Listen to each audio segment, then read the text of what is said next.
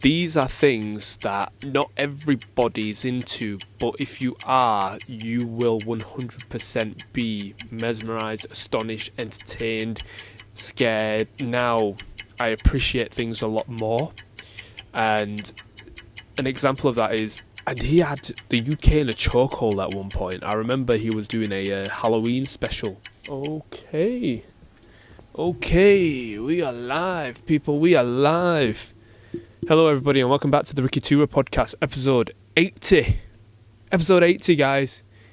I started on episode 60 and now we're on episode 80. So thank you, each and every one of you, for tuning in. Like I said, I just do this for fun. This is something that I've really wanted to continue and hopefully will continue up to 100 episodes, and we'll see what we want to do from there. But we're not that far away now, people. So thank you very much, and I hope you guys are doing very well. And we are back on schedule. If you don't know what I'm talking about, please check out my last video. That was on a bit of a late schedule. I should be uploading that. You should be getting that for Monday. But anyway, you would have seen that one if you've seen it. So, yeah, guys, this is going to be an impromptu episode. I've not done an impromptu episode in a while. And I was going to talk about something else until probably about 5 seconds of setting up everything. And I thought, you know what? I seen something yesterday that caught my eye. And I thought I would expand on that in this impromptu episode. So buckle in and please bear with me, because I most likely in this episode will go off into different places. However, I will try my best to narrow it down and go back to the single point. It's just how my mind works. Yes, maybe I should have written notes for this, but you know what? I like a good impromptu episode. And let's just get into it. So, it's simple. This episode's very simple, yet it can be very complex in explaining. And that is, why do I love magic? It's a simple question, but yet very complex, like I said. The reason why I love magic is because it is the unknown, and that's what I'm all about. I love not knowing things, but knowing about not knowing things, if that makes sense. That's probably why I started in magic from such a young age, because I wanted to figure everything out. It's kind of like when you're doing a puzzle. You really want to finish that puzzle. Well, I know I do. And once you solve it, you kind of have this power of, you know how to do it for next time if that ever arises. The same for magic as me is not necessarily, that's one part. Yeah, I like to figure it out. However, the second part is the escapism from it. You're doing something that you love, and there's that saying, if you work on something that you love, you'll never work a day in your life. It's true. However, how true is it? That's in a different episode.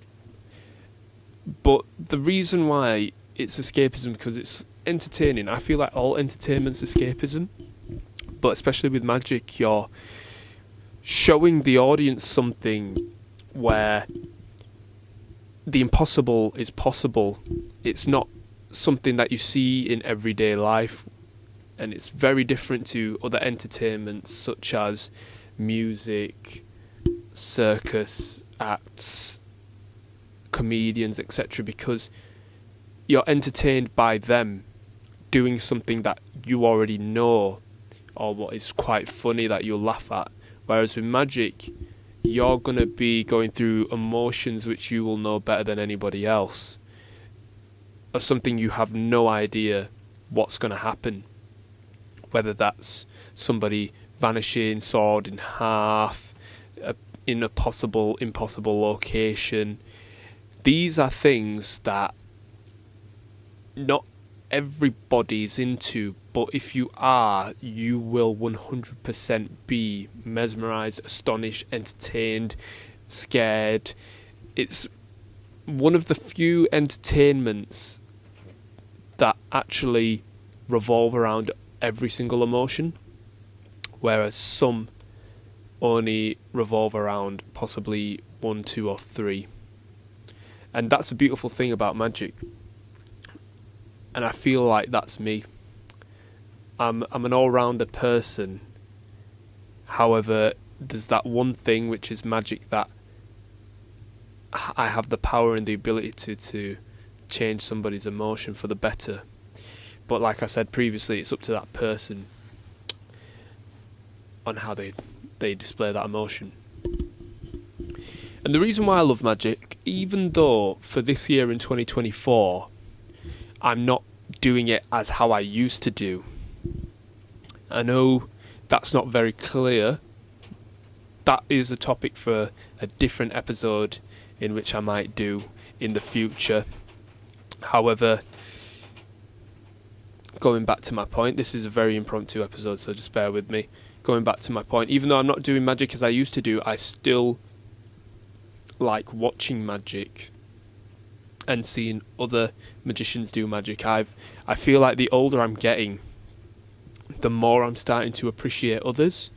Whereas at the start I did, but I wanted to emulate them, figure it out possibly, and replicate it. Whether now I appreciate things a lot more. And an example of that is Dynamo's recent series, Dynamo is Dead. If you've not checked my podcast episode on that, please check it out. And I believe it was actually last night, I was sat watching TV. It was on in the background actually, and I had my headphones in watching something on my phone. And Dynamo appeared on TV through his advertisement for Dynamo is Dead. And I looked up at the TV and I just stopped what I was doing just to appreciate everything that was going on in that advertisement from his series, well, the TV show even. And I didn't watch it as a magician, that advertisement. I watched it as just a fan. And I was really, what's the word I'm looking for? Astonished and mesmerised by what was just happening. Even though I'd seen it, it was just nice to see it in action again, just caught unguarded, you can say. And that's why I love magic, and I am going to try make it a priority actually to see more magicians. I just have a deep lying passion for it, and definitely I will be performing more. But it's just nice to just see it, even though you are in that industry, and I'm a magician myself, it's nice to take a back seat every once in a while and just appreciate other people's work. Is there a few magicians I'd love to see in my lifetime? Yes, I have seen Dynamo live. I would actually love to go see Criss Angel in Las Vegas actually. I'd love to go see David Blaine in Las Vegas as well. Who else? Penn and Teller, I'd love to see them. I believe they did a tour in UK, which I missed unfortunately. Who else would I love to see? I would love to see Justin Williams. I really appreciate his Netflix TV show. It was something different and I liked it. I liked the vibe. Very clever, simple but clever. I believe there's somebody else as well. I can't remember the names now, but yeah, definitely they're up there. And do you know what? If Dynamo's doing a tour again, which he could possibly be, I would go see him again, just for the vibes, just to appreciate it, just like I did with that advertisement.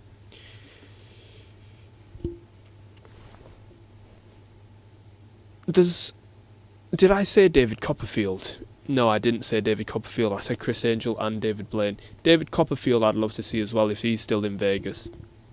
That's another magician. And talking about David Copperfield, I'm excited to see his show that's coming out next month, I know I dabbled in it a few months back in an episode in November, I believe, making the moon disappear. That is something that I really do want to see. And I know it's probably on like an American TV channel. I'll find a way to watch it, but that's something that I'm looking forward to. And I believe we need more magic content. That's something that I've been thinking about every now and again. You don't get as much magic content on TV now. You do get it on social media, but I've talked about this so many times, and this is why I love magic, because I see these things, and I'm sure other magicians and the casual viewers or magic fans would say that there's not really somebody there. And I was thinking this the other day. Paul Daniels in the UK was untouchable. Now, unfortunately, I didn't grow up in that era, but I have seen episodes. And he had the UK in a chokehold at one point. I remember he was doing a Halloween special, and it made it look like a trick had gone wrong. He was inside of some sort of door, and it had spikes on the other side of the door, and if it closed, the spikes would impale him. And I remember he didn't untie himself enough in time. The door closed and the spikes went through him, but obviously you couldn't see that happen. You just saw the doors close. And I remember it was on BBC, and they were just getting phone calls like, oh my God, is he dead? Like, oh my God, we're traumatised. Because bearing in mind, families had watched this with the kids. And obviously he had everybody in a chokehold. Everybody thought he died, but they had to make a separate advert and say, no, he's good. He's all well and good. But yeah, you don't get stuff like that anymore. And I feel like the last time I had that was in Dynamo's last series in Magician Impossible. Now, I know he's come back for Dynamo is Dead and future projects, but for that nostalgia, it was probably 10 years ago now in 2014 from his last season. And if you want to go way back, I remember his second series of Magician Impossible, which is elite. The Rio de Janeiro ones, and when he went to New York, it was in America. That was nostalgia at its best. I cannot believe that was 12 years ago, by the way. I would have been 14 at the time. But yeah, that's why I love magic, and I'd love to see more of that. I'd love to see more of that on TV. And there's nothing... I know them days are gone now. Or if they're not gone, they're close to going, where you sit in front of the TV and you're looking forward to watch something. That was me with Magician Impossible. You don't get that anymore. Mainly it's just now your streaming services where you just watch it anytime once it's out. But I'd love to see something like that, just for the nostalgia again. And I know Dynamo is Dead did that for me when I watched that live, but Magician Impossible gave me a different feeling. Is there anything else I want to talk about before I end this podcast episode, guys? Not really. I just wanted to share that with you. I wanted to share that with you in this impromptu episode. I hope I did well. If I didn't, please let me know. How can I improve? I'm going to end it here, guys, because I'm going to come back with some notes for next episode. And yeah, let's leave it at that, guys. Everything's back on schedule, guys. Like I said at the start of the episode, we had some work done in the shop, but everything's back to normal now. So you guys will be getting this on a Sunday. I know I said in the last episode it'd be out on a Sunday, but unfortunately it wasn't. Don't worry, this will be out on a Sunday. But yeah, guys, I hope you have a great day or night wherever you are. Ooh, using the old outro. Shout out to everybody that knows that outro. But yeah, guys, this has been your boy Ricky2ra. Peace, stay strong, and remember, always follow your dreams.